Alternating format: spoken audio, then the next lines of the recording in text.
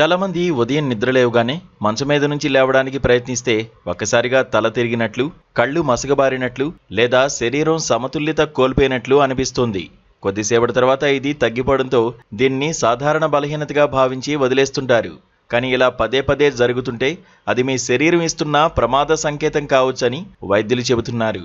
ఉదయం పూట తల తిరగడానికి గల ప్రధాన కారణాలు, వైద్య పరిభాషలో దాన్ని ఏమంటారో ఇప్పుడే తెలుసుకుందాం. ముందుగా ఆర్థోస్టాటిక్ హైపోటెన్షన్. మనం పడుకున్నప్పుడు రక్త ప్రసరణ ఒకలా ఉంటుంది. అకస్మాత్తుగా లేచి నిలబడినప్పుడు గురుత్వాకర్షణ ప్రభావం వల్ల రక్తం కాళ్ల వైపు మళ్లుతుంది. దీనివల్ల మెదడుకు రక్త ప్రసరణ క్లుప్తంగా తగ్గి తల తిరుగుతుంది. దీన్ని వైద్య పరిభాషలో ఆర్థోస్టాటిక్ హైపోటెన్షన్ అంటారు. ఆ తర్వాత డీహైడ్రేషన్. రాత్రంతా మనం నీరు తాగకుండా నిద్రపోతాం. పగటిపూట కూడా తక్కువ నీరు తాగే అలవాటు ఉంటే ఉదయం కల్లా శరీరం డీహైడ్రేషన్కు గురవుతుంది. దీని ప్రభావం మెదడు పనితీరుపై పడి తల తిరగడానికి కారణమవుతుంది. అటుపై రక్తహీనత.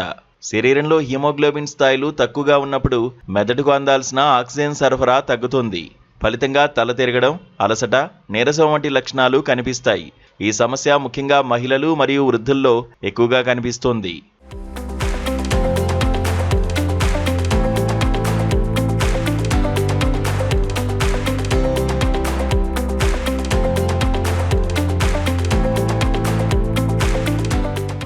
అనంతరం లో షుగర్. రాత్రిపూట భోజనం తక్కువగా చేసినా లేదా డయాబెటీస్ మందులు వాడుతున్నా ఉదయం కల్లా రక్తంలో చక్కెర స్థాయిలు పడిపోవచ్చు. దీనివల్ల తల తిరగడంతో పాటు వణుకు, చెమట పట్టడం వంటి లక్షణాలు కనిపిస్తాయి. ఆ తర్వాత విటమిన్ B12 లోపం, ఇంకా ఇతర కారణాలు. నరాల వ్యవస్థ సక్రమంగా పనిచేయడానికి విటమిన్ B12 అవసరం. దీని లోపం ఉన్నా లేదా లోపలి చెవిలో ఏవైనా సమస్యలు ఉన్నా శరీర సమతుల్యత దెబ్బతింటుంది. అధిక ఒత్తిడి, నిద్రలేమి కూడా దీనికి అదనపు కారణాలు కావచ్చు. వీటి నివారణ మార్గాలు ఒకసారి పరిశీలిస్తే, నెమ్మదిగా లేవండి. నిద్ర లేవగానే అకస్మాత్తుగా మంచం దిగకండి. ముందుగా పక్కకు తిరిగి నెమ్మదిగా కూర్చోండి.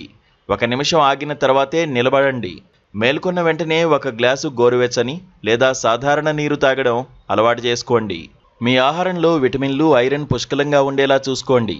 ఇక వైద్యుడిని ఎప్పుడు సంప్రదించాలి అంటే, తల తిరగడంతో పాటు తీవ్రమైన తలనొప్పి, వాంతులు, ఛాతీ నొప్పి, మాట్లాడడంలో ఇబ్బంది లేదా కాళ్ళు చేతులు తిమ్మిర్లుగా అనిపిస్తే ఏమాత్రం ఆలస్యం చేయకుండా వైద్యుడిని సంప్రదించాలి.